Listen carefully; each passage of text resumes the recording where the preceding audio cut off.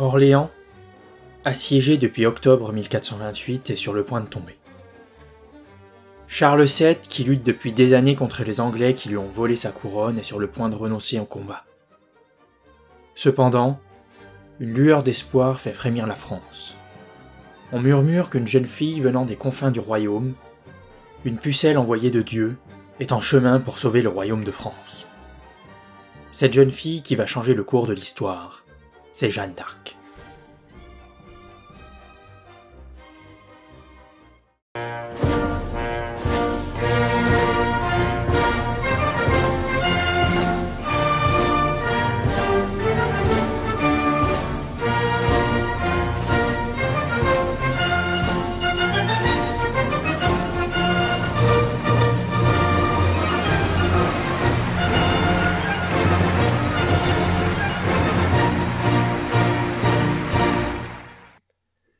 À la conquête de l'histoire. Jeanne la Pucelle. Putain des Armagnacs pour les uns, pucelle envoyée de Dieu pour les autres. Déjà en 1429, il n'y a pas de demi-mesure quand on évoque Jeanne d'Arc. Personnage mondialement connu, tout le monde a entendu un jour ou l'autre parler de Jeanne d'Arc. Cependant, et c'est paradoxal, il circule beaucoup d'informations erronées et de contre-vérités à son sujet. Je pense qu'il est donc crucial de s'attarder un petit peu sur les origines et la jeunesse de celle qui se fait appeler Jeanne la Pucelle. L'enfance de Jeanne d'Arc nous est connue grâce à deux procès. Celui de sa condamnation en 1431 et celui de sa réhabilitation en 1456. Mais aussi grâce aux enquêtes postérieures menées à la demande des membres de sa famille concernés par la mesure d'anoblissement prise par le roi Charles VII.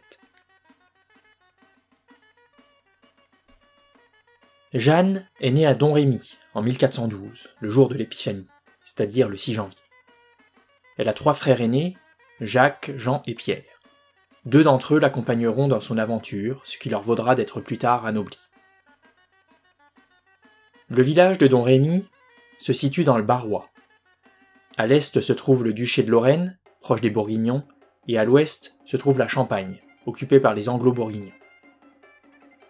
Domrémy est placé sur la rive gauche de la Meuse, qui joue depuis le traité de Verdun en 843 le rôle symbolique de frontière entre le royaume de France et le Saint-Empire romain germanique. De chaque côté de la rivière, on est cependant dans la même ère linguistique, la Lorraine romane, qu'il faut distinguer du duché de Lorraine, qui est une entité politique plus étroite et qui est centrée autour de Nancy. Jeanne parle donc un patois du français, le lorrain, dont l'accent et le vocabulaire étaient marqués par les influences champenoises dues à la présence limitrophe du comté de Champagne. Jeanne est la fille d'Isabelle Romée et de Jacques d'Arc. Simple laboureur, c'est-à-dire un paysan qui est propriétaire d'une partie de ses terres et les cultive, Jacques d'Arc est cependant signalé dans les archives du village comme doyen de Domrémy, puis comme procureur de la communauté villageoise. La famille d'Arc est tout de même relativement aisée. Propriétaire d'une 20aine d'hectares, Jacques possède ses propres chevaux, élève des vaches et des moutons. Jeanne a une enfance semblable à celle des autres enfants de son village. Elle file le lin et le chanvre avec les femmes et s'occupe des animaux, mais participe également aux travaux plus physiques comme le labour et monte aisément à cheval. Ces activités en font une jeune femme entraînée aux travaux de force, robuste et musclée, ce qui explique facilement pourquoi elle arrivera rapidement à manier la lance sur les champs de bataille. Son éducation religieuse est l'œuvre de sa mère Isabelle, et de l'un de ses oncles qui est prêtre, et elle a également sans doute fréquenté l'école de la paroisse. Ce qui surprend le plus ses contemporains, c'est sa piété et sa gentillesse. De nombreux témoins insistent sur ces 2 points. Les soldats qui la côtoieront la tiennent pour sainte, car, je cite, « Elle se conduisait de telle façon dans l'armée, en actes et paroles, selon Dieu, que personne n'aurait rien pu lui reprocher. » Sa piété la tient d'ailleurs éloignée des enfants de son âge. Plutôt que de jouer dans la rue avec les autres, elle est à l'église pour prier.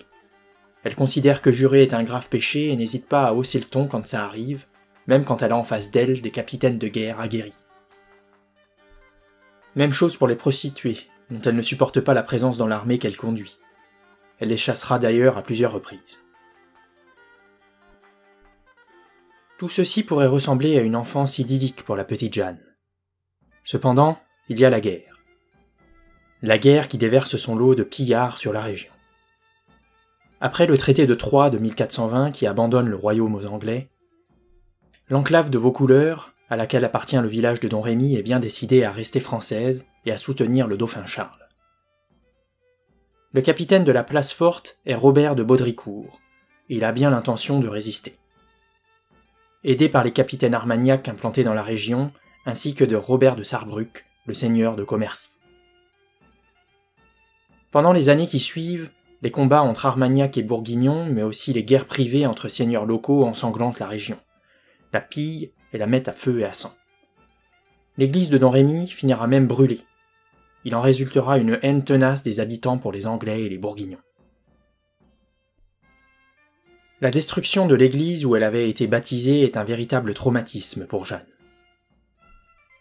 Au milieu des cendres, elle est prostrée, les mains jointes, les yeux levés devant les statues des saints, de la Vierge et du Christ, et pleure à chaudes larmes. Cette piété ne la quittera jamais. Tous ses compagnons en témoignent unanimement. Cette jeune fille qui prie beaucoup et qui s'adresse aux saints porte un lourd secret qu'elle n'a dévoilé à personne. Pendant l'été 1425, alors qu'elle n'a que 13 ans, elle est frappée par une révélation. Elle a entendu les voix des saints. À partir de cette date, ces voix vont s'adresser à elle plusieurs fois par jour. Le message des saints est simple. Il concerne la France, meurtrie par la guerre, le dauphin Charles, spolié et déshérité, et les Anglais, qu'il faut chasser du royaume. Le premier à lui parler est Saint Michel. C'est par son intermédiaire qu'elle reçoit la mission de délivrer la France. L'archange est depuis la fin du XIVe siècle le symbole de la résistance française, et est devenu au fil des années le protecteur du royaume de France. Puis elle entend ensuite Sainte Catherine, symbole de la virginité à laquelle Jeanne attachait la plus grande importance. Puis c'est au tour de Sainte Marguerite, protectrice des femmes en couche, et elle aussi symbole de virginité. Jusqu'à son procès, jamais elle ne révélera l'identité des êtres qui s'adressent à elle. Elle utilisera le terme de conseil ou de conseiller pour les évoquer. Comme je viens de le mentionner, Jeanne semble donc être très soucieuse de préserver sa virginité. Elle est vierge au moment où elle entreprend sa mission et le restera jusqu'à sa mort. Cependant, elle fut fiancée à un garçon de son village, mais les documents du tribunal de Toul attestent que les fiançailles furent rompues à l'initiative de Jeanne avant que le mariage ne soit célébré. Pucelle elle est, et pucelle elle restera donc. Et ce, malgré sa proximité avec des soudards dont le respect des femmes était loin d'être une préoccupation.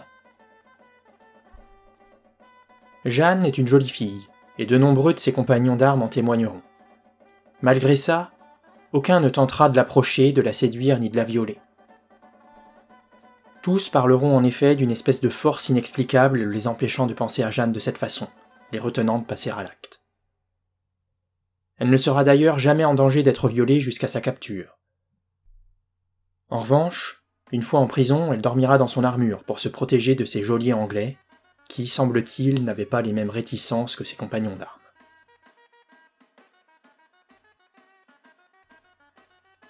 Au printemps 1428, alors que la jeune fille entend ses conseillers depuis plusieurs années, le message se fait de plus en plus clair et plus strict. Elle doit sauver le royaume de France. Une œuvre de titan pour une fille de laboureur qui n'a été préparée ni à la conduite de la guerre, ni au maniement des armes. Elle n'a que 16 ans, mais voulant à tout prix accomplir sa mission, Jeanne demande donc l'aide du seul officier fidèle au dauphin dans la région, Robert de Baudricourt, le capitaine de Vaucouleurs. On peut s'étonner qu'une jeune fille de condition modeste soit reçue par le puissant capitaine de Vaucouleurs. Cependant, à l'époque, dans les communautés villageoises, tout le monde se connaît. Et si la société est très hiérarchisée, cela n'impose pas forcément une distance entre les différentes classes. Par exemple, les seigneurs de Domrémy se mêlent en toute simplicité aux villageois lors des fêtes organisées dans la paroisse, ou bien Robert de Sarrebruck, l'un des seigneurs les plus puissants de Champagne, va parler directement aux habitants de Commercy lorsqu'il s'agit de régler un problème. Jeanne d'Arc se rend donc à Vaucouleurs pour la première fois. Elle y rencontre Baudricourt, mais ce dernier n'est pas réceptif au récit de la jeune fille. Il a en effet d'autres préoccupations. Les Anglais ont décidé de prendre la ville fortifiée et toute la châtellenie. Ils ont confié cette mission au bourguignon Antoine de Vergy. Baudricourt et Sarrebruck se préparent à combattre. On ne connaît donc pas exactement le contenu des échanges entre Baudricourt et Jeanne d'Arc. Il n'est pas encore question de libérer Orléans, puisque la ville n'est pas encore assiégée. Elle ne met probablement pas en avant les voix qu'elle entend, puisque jusqu'à son procès, elle restera très discrète sur la nature de ses conseils. Quoi qu'il en soit, Baudricourt ne tient aucun compte de ses demandes, lui demande fermement de retourner à Don Rémy et recommande au cousin Jeanne qui l'accompagne de la ramener chez son père et de lui administrer une bonne gifle pour la remettre dans le droit chemin. À peine rentrée chez elle, Jeanne apprend que les bourguignons de Vergy suivent la Meuse pour détruire les dernières poches de résistance française dans l'est du royaume. La famille d'Arc est contrainte de fuir et de se réfugier à Neufchâteau, ville du duc de Lorraine. C'est à leur retour de Neufchâteau que les villageois constatent la destruction de leur église. On est maintenant à la fin de l'année 1428, et la nouvelle du siège d'Orléans parvient jusqu'aux confins du royaume. Et c'est peut-être la réprobation suscitée par la mise sous siège de la ville du duc d'Orléans, prisonnier des Anglais, qui pousse Jeanne à se présenter de nouveau devant Baudricourt. Sa seconde tentative n'est pas plus fructueuse que la première. Mais la jeune fille persiste et se rend une troisième fois à Vaucouleurs en février 1429.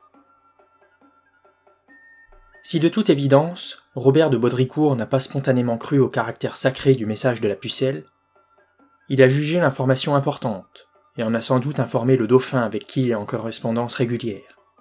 Il a peut-être également prévenu René d'Anjou, le duc de Lorraine, qui en a probablement parlé avec sa mère Yolande d'Aragon, qui est la conseillère du roi de Bourges. Une chose a cependant changé depuis la première visite de Jeanne à Vaucouleurs.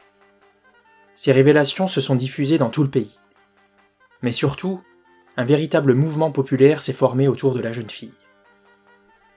Mouvement populaire encouragé par une prophétie qui circule dans la région. Il a été prophétisé que la France serait perdue par une femme et restaurée par une vierge née Marche de Lorraine.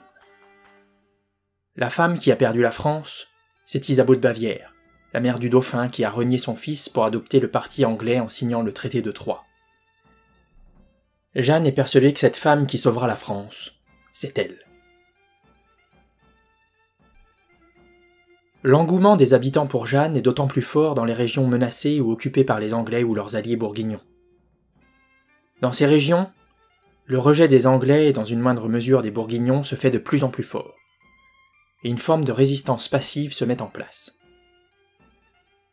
Il existe chez les villageois des zones occupées le sentiment qu'il faut aider le vrai roi de France qu'on oppose au roi illégitime, celui de France et d'Angleterre qui sème la mort et la désolation dans son village. Ce sentiment de rejet est bien plus prononcé chez le peuple que dans les strates supérieures de la société, qui ont elles appris à composer avec un environnement politico-militaire très instable.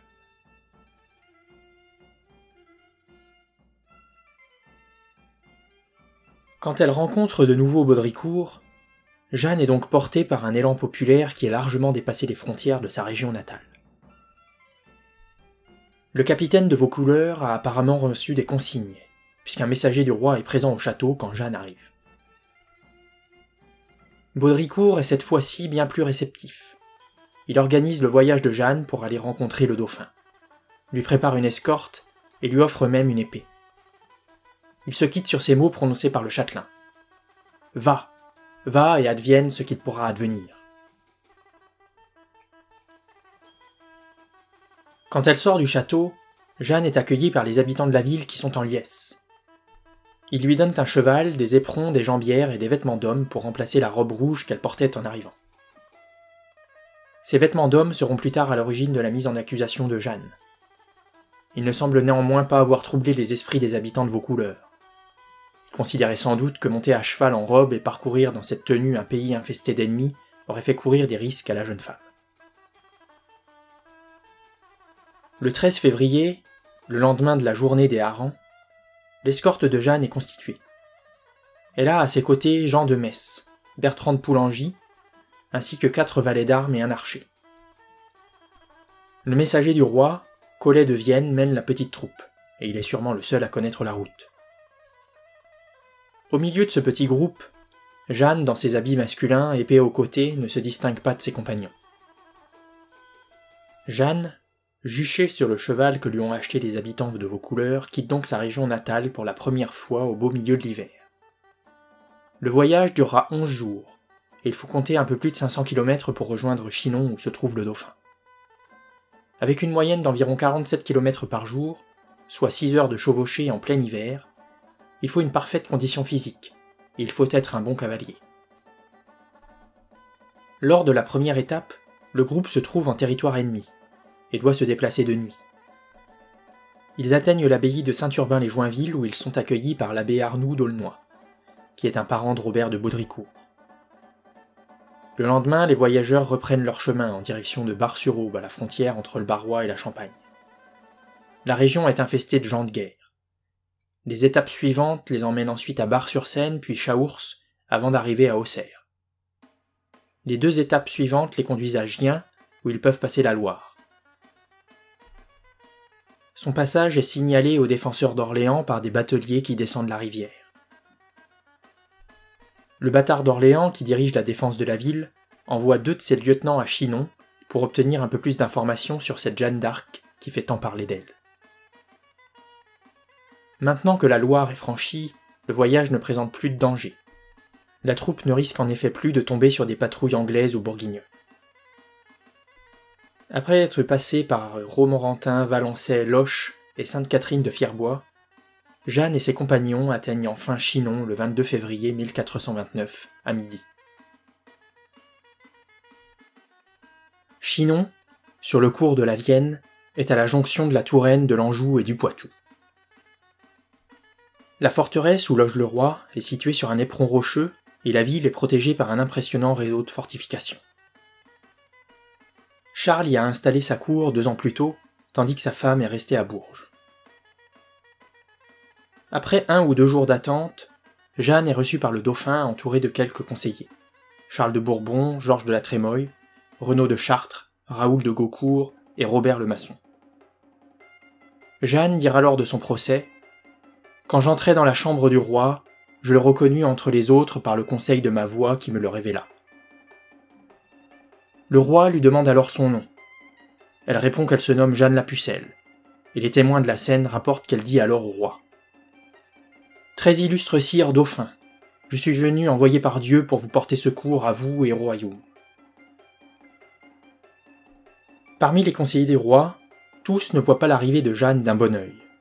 C'est le cas en particulier de Charles de Bourbon et de Renaud de Chartres, qui seront longtemps hostiles à sa démarche. Robert le Maçon et Raoul de Gaucourt seront eux des partisans indéfectibles de la jeune femme. Dès son arrivée, Jeanne d'Arc divise, ce qui expliquera les difficultés auxquelles elle sera plus tard confrontée. Gaucourt prend directement Jeanne sous son aile et lui attribue un page pour la servir, Louis de Coute. Le duc d'Alençon, prince de sang royal, jeune homme à peine plus âgé que Jeanne, qui sort tout juste de sa captivité après avoir été fait prisonnier par les Anglais à Verneuil, prendra en charge l'éducation militaire de la jeune femme. Le duc est immédiatement conquis et convaincu du caractère sacré de la mission de Jeanne. Pour s'assurer de la bonne foi de Jeanne, une sage-femme vérifie tout d'abord qu'elle est bel et bien vierge. Puis elle est ensuite envoyée à Poitiers pour qu'elle y soit interrogée par des clercs et des théologiens, tandis que des moines franciscains sont envoyés dans son village natal pour mener une rapide enquête sur les antécédents de la Pucelle. Les experts de Poitiers sont unanimes et attestent des qualités de Jeanne. Humilité, virginité, dévotion, honnêteté et simplicité. Ils sont également frappés par une chose. La jeune femme n'est pas seulement décidée à prier, elle compte aussi se battre. De retour à Chinon, on attend désormais de Jeanne un signe qui démontrerait sans conteste qu'elle parle effectivement au nom de Dieu. Jeanne entend bien faire de la libération d'Orléans ce signe que tout le monde attend.